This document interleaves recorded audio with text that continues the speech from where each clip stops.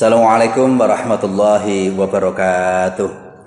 Selamat berjumpa kembali pada kelas daring, yaitu untuk materi pembelajaran kelas 11 SMK, materi pengurusan jenazah apabila terhadap ada orang Islam yang meninggal.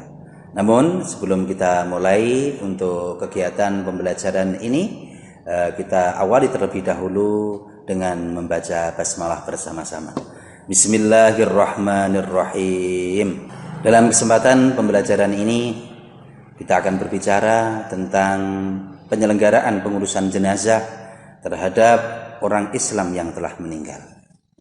Kematian adalah sesuatu yang pasti dan kita harus bersedia menghadapinya. Karena itu merupakan titik permulaan kepada penghidupan yang kekal abadi. Hanya mukmin yang dipanggil menghadap Tuhannya dengan hati yang bersih memperoleh kejayaan. Mengurus jenazah terhadap orang Islam yang telah meninggal adalah merupakan fardu kifayah. Dalam arti, apabila sebagian daripada orang Islam sudah melakukan penyelenggaraan pengurusan jenazah tersebut, maka orang Islam yang lainnya akan gugur kewajibannya. Ini namanya fardu kifayah. Mati itu adalah sesuatu yang pasti. Hidup itu insya Allah. Maka bersiap sedialah untuk sesuatu yang lebih pasti. Artinya bahwasanya setiap makhluknya Allah itu yang mempunyai nyawa itu pasti mengalami yang kematian. Sedangkan kehidupan-kehidupan yang lain seperti adanya kaya, ada miskin, pangkat ataupun jabatan, itu belum tentu orang akan mendapatkan kesempatan yang sama. Namun mengenai kematian itu semuanya orang pasti akan menjalaninya. Maka itu dikatakan mati itu adalah pasti. Maka yang perlu kita siapkan adalah bekal apa yang akan kita bawa untuk menuju sesuatu yang pasti. Maka lebih bersiaplah untuk menyiapkan sesuatu yang pasti dibandingkan sesuatu yang belum pasti. Adapun ketika kematian itu sudah terjadi, tindakan awal ketika berlaku kematian ada seseorang yang sudah mati dan dia dikategorikan sebagai orang muslim, maka ada beberapa hal tindakan yang perlu segera dilakukan terhadap orang Islam yang masih hidup. Yang pertama, hendaklah kita mengucapkan kalimat istirja, yaitu kalimat yang berbunyi inna lillahi wa inna ilaihi rajiun. Hati-hati dalam mengucapkan lafal ini. Karena masih banyak orang yang mengucapkan lafal ini dengan kalimat inna lillahi wa inna ilaihi rajiun. Maka sekali lagi ini saya tekankan. Pengucapannya adalah inna lillahi wa inna ilaihi rajiun. Itu adalah apabila terjadi mendengarkan informasi ada orang yang meninggal. Yang kedua, bahwasanya ketika sudah terjadi suatu kematian, segera tukar pakaian orang yang meninggal tersebut dengan pakaian yang bersih. Yang ketiga, rapatkan kedua belah matanya. Artinya pejamkanlah matanya orang yang telah meninggal tersebut. Dipejamkan karena secara prinsip, secara umumnya kebanyakan orang yang meninggal itu matanya terbuka. Karena mata itu melihat ruh keluar dari jasadnya ketika sedang diambil oleh malaikat. Sehingga mata tersebut dalam kondisi membuka. Maka segera pejamkanlah mata kedua belah matanya ketika terjadi kematian. Yang keempat, lipatkanlah tangannya seperti dalam sholat. Artinya bahwasanya tangan jenazah tersebut, tangannya diletakkan di atas dada, tangan kirinya di bawah, sedangkan tangan kanannya itu memegangi pergelangan tangan kiri, seperti halnya orang yang sedang melakukan yaitu sholat, yaitu ketika bersedekap, ketika melaksanakan pekerjaan sholat. Jangan dibalik. Jadi tangan yang kanan itu memegangi tangan kirinya. Yang keempat, lipatkan tangannya seperti dalam sholat. Tadi empat, yang nomor itu. Yang kelima, rapatkan mulutnya. Artinya mulut orang yang meninggal itu secara umum keadaan terbuka. Terbuka sehingga ketika nyawa itu keluar itu mulut terbuka. Sehingga mulutnya terbuka untuk itu bagi orang yang masih hidup atau menunggui orang yang ketika sedang sakaratul maut, ketika sudah dipastikan dia meninggal, maka segera apa? Yaitu segera untuk ditutupkan mulutnya. Loh, apabila tidak memungkinkan ketika ditutup, kok terbuka kembali, maka boleh kita mengambil seutas tali ataupun kain, ditalikan mulai dari dagunya jenazah, kemudian ikatan tersebut diikatkan di atas rambut kepala. Yang keenam, luruskan kakinya. Jadi ada banyak orang meninggal dalam posisi yang bermacam-macam, ada kalanya dengan posisi miring, kakinya ditekuk ataupun yang lainnya. Maka ketika menghadapi hal yang semacam itu, maka segerakanlah diluruskan kakinya.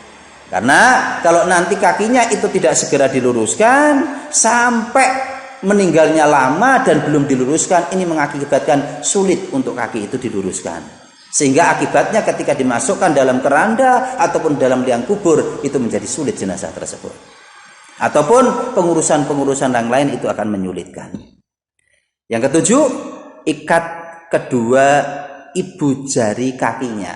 Jadi kedua kakinya itu dikumpulkan jadi satu, dijejerkan ataupun dirapatkan, kemudian supaya kaki itu tidak terpisah, kedua ibu jari kaki tersebut itu diikat dengan ikatan yang simpul.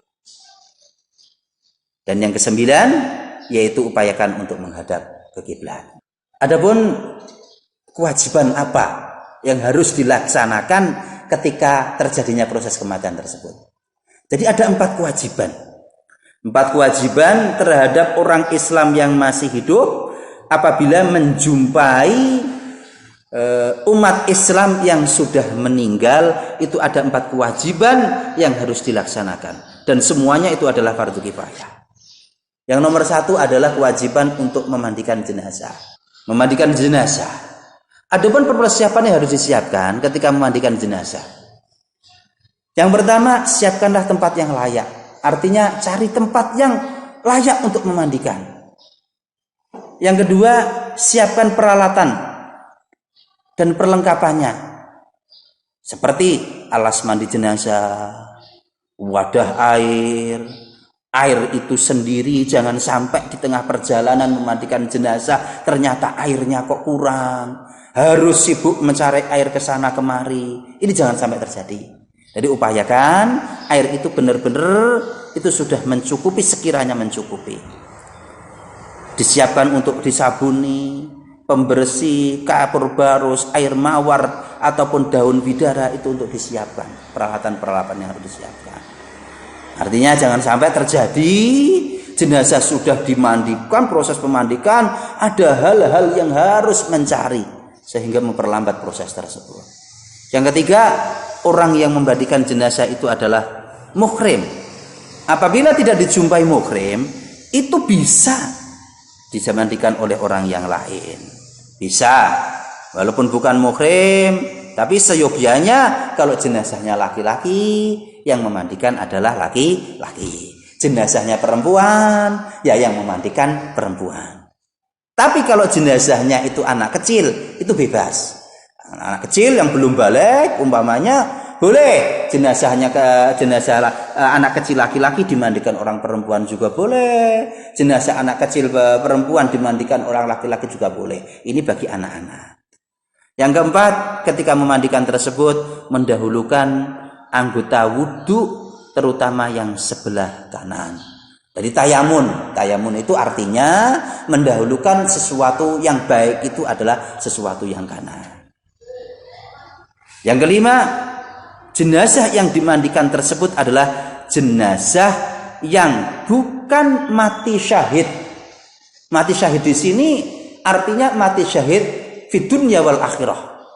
Artinya orang yang posisi syahidnya, kedudukan syahidnya itu adalah syahid fid dunya juga syahid fil akhirah. Seperti halnya orang yang perang membela agamanya Allah, murni dengan ikhlas memerang agamanya Allah, dengan ketika dia mati maka dia dikuburkan tanpa disodap, tanpa dimandikan dan seterusnya.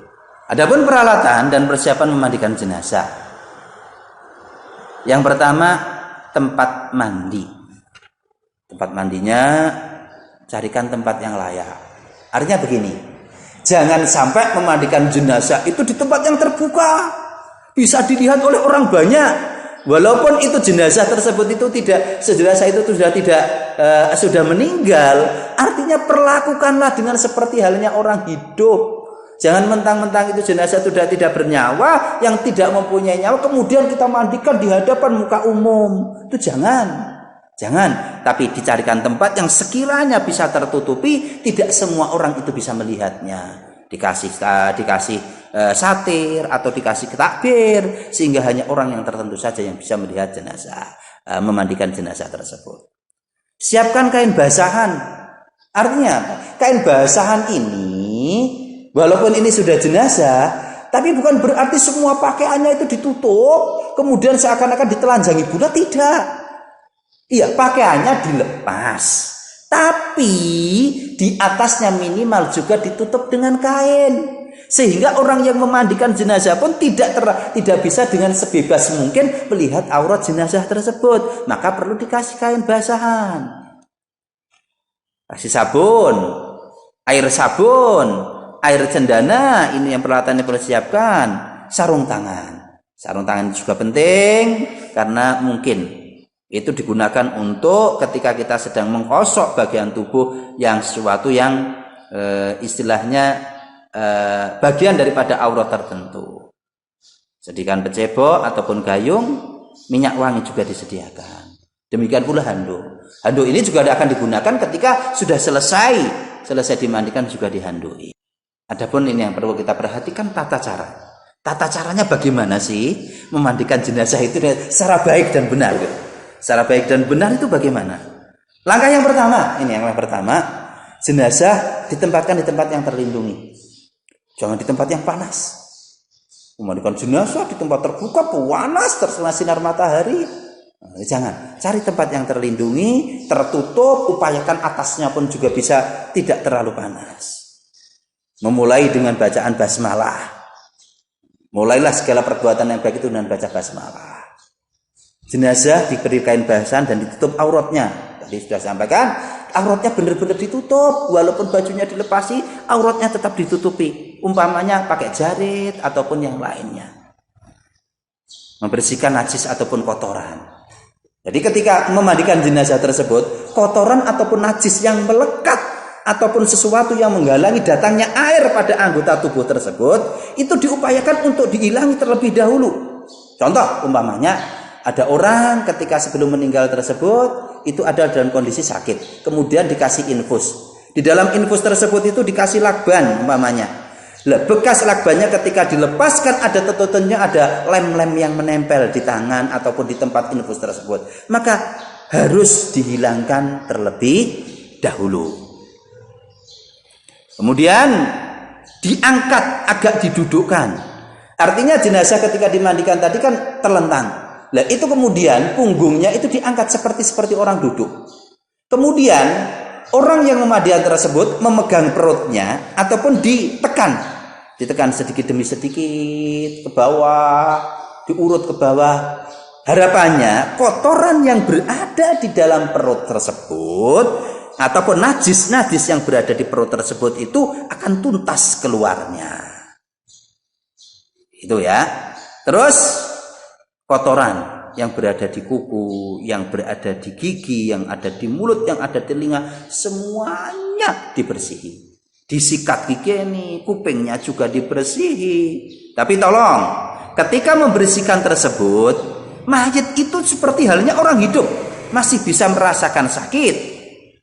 Masih bisa merasakan sakit, walaupun dia itu tidak bisa sambat, tidak bisa sambat. Maka perlakukan selayaknya orang hidup. Kalau memang gosok ya digosok yang halus. Mensikat gigi ya mensikat gigi yang halus, yang pelan-pelan, jangan yang kasar. Jangan mentang-mentang dia sudah mati. Enggak. Yang mati itu jasadnya. Yang ketiga, yang berikutnya adalah menyiram air ke seluruh tubuhnya. Air harus merata ke seluruh tubuhnya. Tidak boleh ada terkecuali sedikit pun anggota tubuh yang tidak terkena air. Ya. Tidak boleh terkena air. Harus semuanya. Mulai dari ujung rambut sampai ujung jempol ataupun ujung kaki, semuanya harus terkena air. Tidak boleh ada yang ditutupi sedikit pun. Tidak boleh yang tidak terkena sedikit pun. Maka untuk itu seperti saya sampaikan tadi, tidak ada boleh manik ataupun perkara yang menghalangi datangnya air harus dihapuskan terlebih dahulu. Yang terakhir, setelah dimandikan, kemudian dikeringkan dengan kain ataupun handuk. Apa sih hikmahnya? Kenapa sih kalau manusia itu harus dimandikan? Manfaat atau hikmahnya itu apa? Yang pertama, Islam itu adalah mementingkan kebersihan. Bahkan kata-kata mutiara yang bijak, an-nadzafatu minal iman. Kebersihan itu sebagian daripada iman. Bahkan orang yang meninggal pun, ini adalah konsep dari agama Islam, kebersihannya pun juga harus diperhatikan. Maka dimandikanlah jenazah tersebut. Yang kedua, menghormati manusia. Untuk membedakan antara makhluknya Allah yang lain seperti hewan ataupun yang lain, untuk ketika meninggal tersebut sebagai bentuk penghormatan kepada manusia, yaitu yang terakhir ketika sebelum dikuburkan, yaitu adalah dimandikan. Yang ketiga, harapannya setelah dimandikan itu, innallaha thayyibun yuhibbut thayyib. Allah itu maha bersih, Allah itu maha indah. Maka Allah mencintai terhadap sesuatu yang indah ataupun kebersihan. Maka besar harapan ketika kita menghadap kita semuanya suatu saat nanti menghadap Allah dalam kondisi juga yang bersih ataupun kondisi yang suci. Selanjutnya adalah kewajiban yang kedua, yaitu jenazah yang sudah dimandikan. Kemudian kewajiban yang kedua untuk dikafani. Adapun yang perlu disiapkan ketika mengafani jenazah, siapkan meja dan tempat yang baik.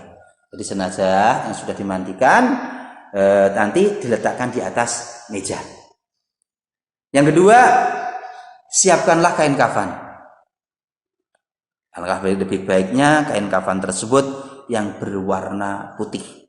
Dan jangan memilih kain kafan itu yang mahal sesuai dengan hadis Nabi. Jangan terlalu mahal. Jangan yang mahal kain kafannya. Setelah kita siapkan kain kafannya, kemudian juga disiapkan tali pengikat kain kafan. Ini boleh variatif. Boleh 3, boleh 5, ataupun boleh 7. Untuk kain kafan, yaitu untuk jenazah perempuan, itu adalah 5 lapis. Sedangkan untuk kain kafan, untuk jenazah laki-laki, itu adalah 3 lapis. Ini sunnah. Setelah itu kain kafan sudah disediakan, hemparkan kain kafan tersebut. Dihemparkan, kemudian jenazah tersebut diletakkan di atasnya kain kafan. Namun sebelum kain kafan tersebut itu dibentangkan, terlebih dahulu tali-talinya dibentangkan.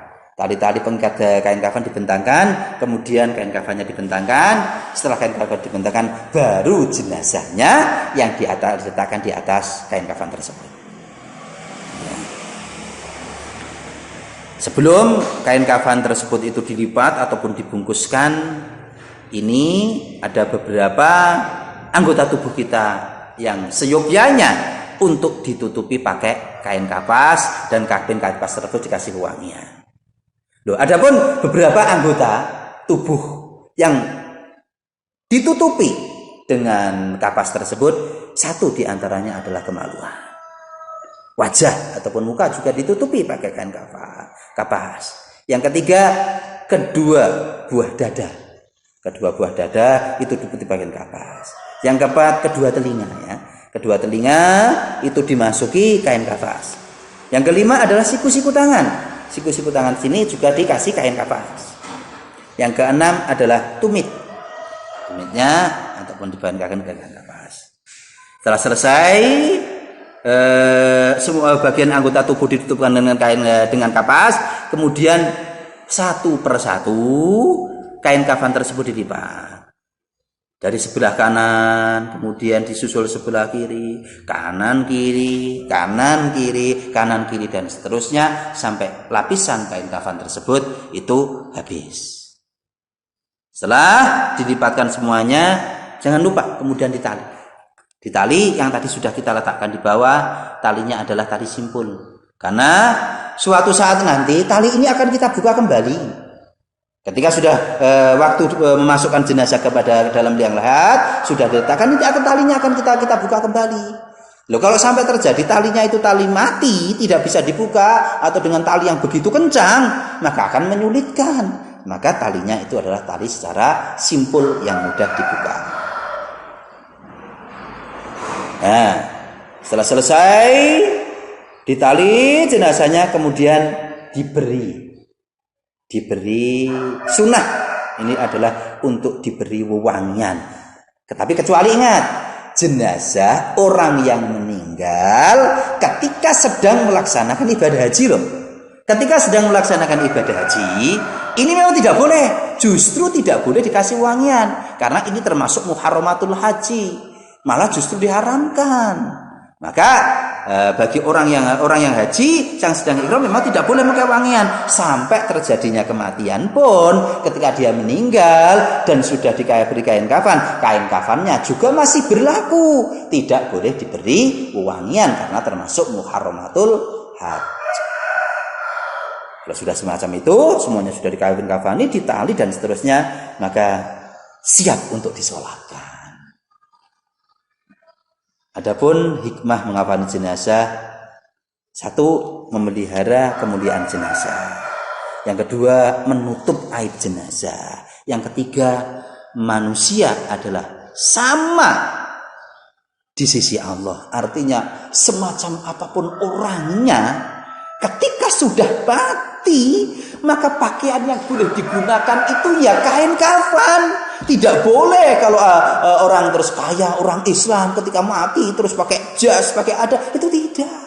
Hikmahnya dengan adanya kain kafan yang sama menempatkan posisi manusia itu, kedudukannya di hadapan Allah itu sama, kecuali yang membedakan adalah tingkat ketakwaannya.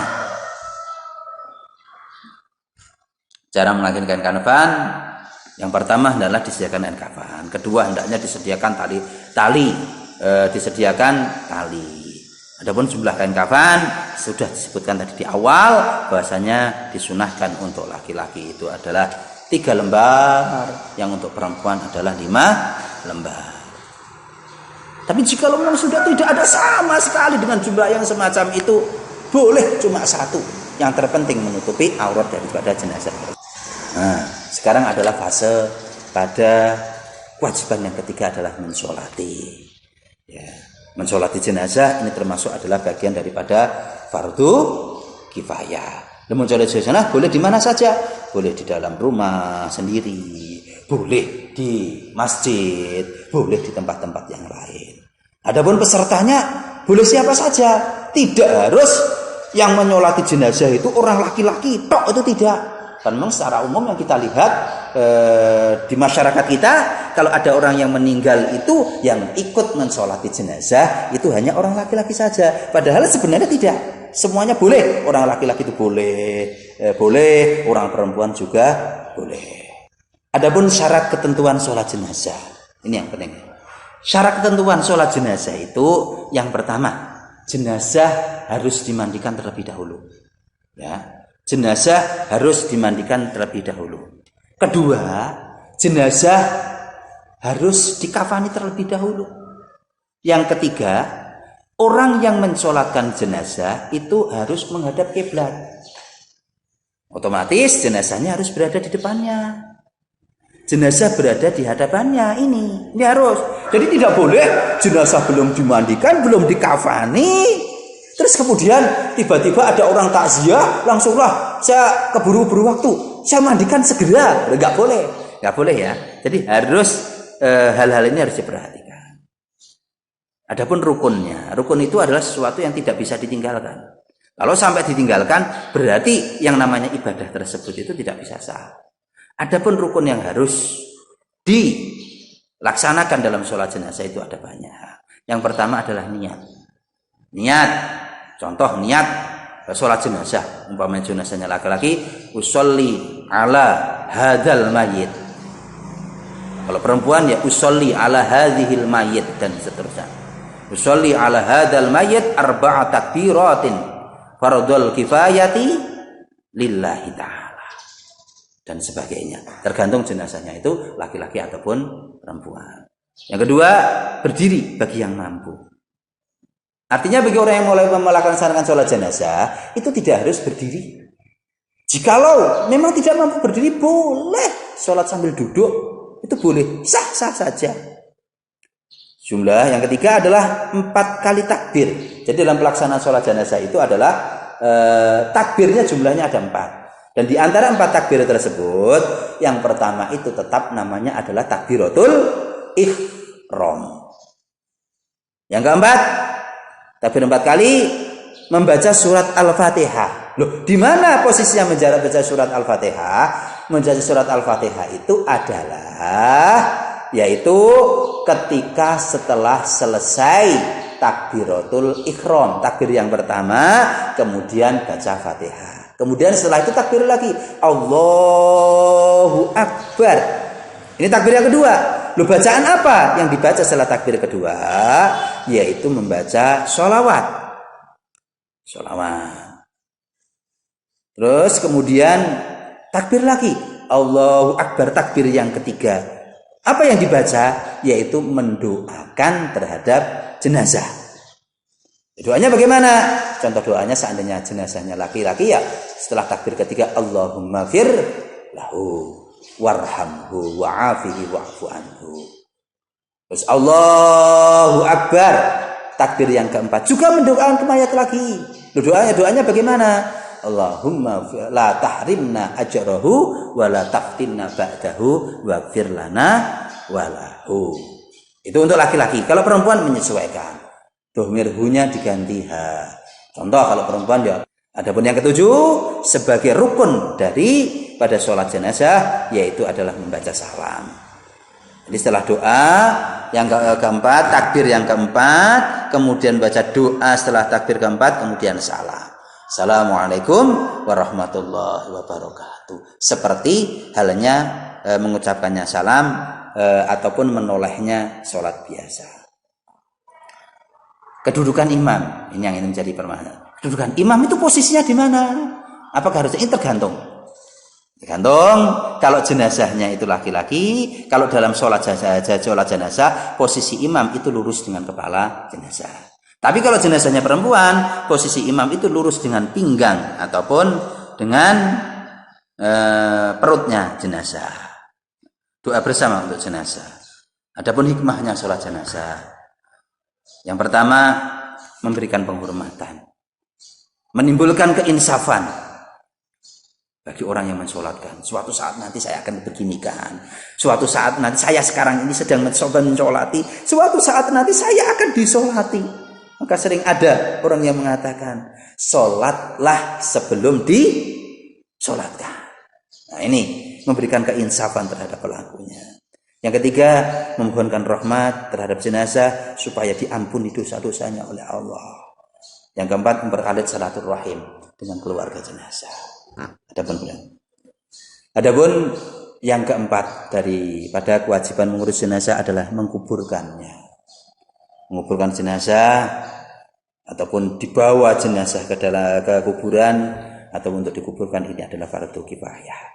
Adapun tata cara menguburkan jenazah yaitu membuat lubang galian jenazah. Yaitu seberapa lubang tersebut? Ya umumnya itu dengan panjang ataupun dengan panjang ya sepanjang tubuh jenazah. Itu orang kan beda-beda sesuai dengan lebarnya seberapa. Ya upayakan untuk selebar mungkin, seluas mungkin. Tapi secara umumnya adalah 1 meter. Jangan lebar banget itu ya, tidak. Artinya jangan terlalu sempit lah. Memang dalam hadisnya Nabi pun yang diriwayatkan oleh Abu Daud, galilah, luaslah dan baguskanlah. Digali yang luas, yang bagus, yang sekiranya ketika kita masukkan jenazah itu tidak mengalami kesulitan. Tata caranya ketika itu jenazah dimasukkan ke dalam kubur, yaitu diarahkan ke kiblat.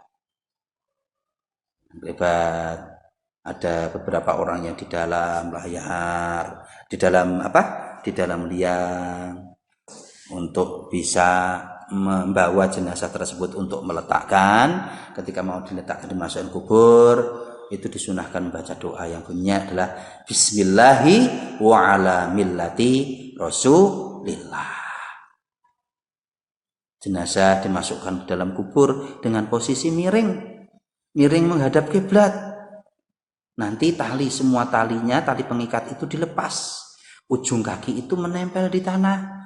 Sementara pipinya juga menempel di tanah. Tali-talinya dilepas. Wajahnya dibuka. Pipinya bisa menempel di tanah. Nah, itu talinya dilepas dengan posisi miring.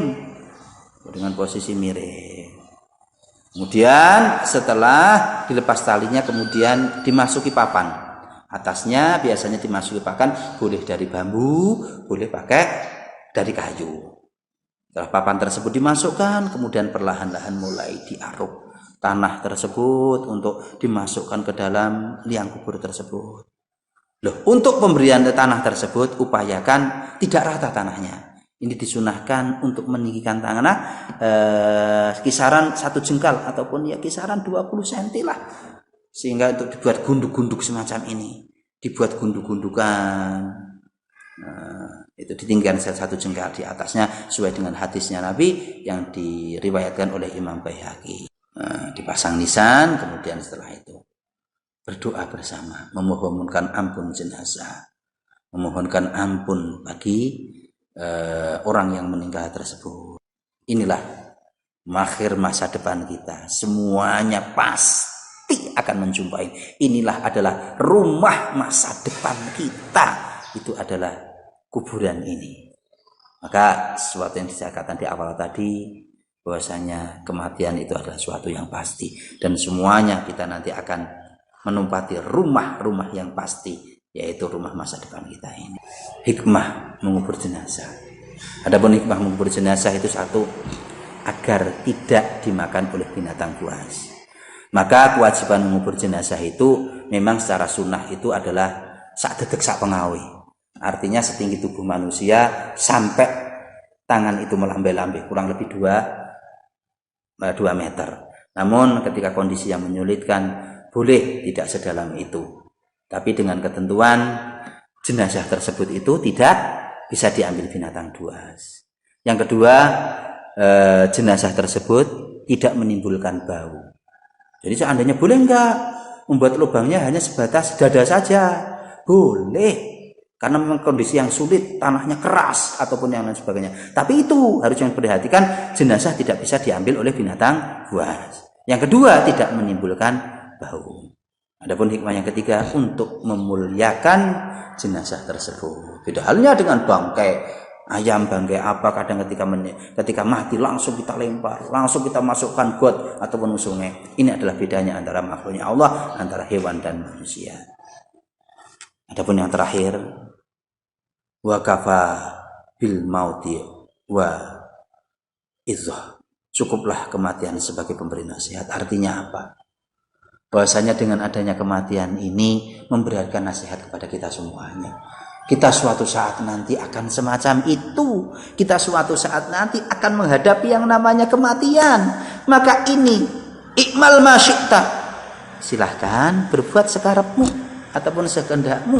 Tapi ingat, suatu saat nanti akan mati. Ketika kita akan ingat terhadap suatu kematian, maka kita semuanya akan mempersiapkan apa yang bekal yang kita bawa. Mati sudah punya bekal, sebaik-baiknya bekal adalah takwa. Alhamdulillah, segala puji bagi Allah.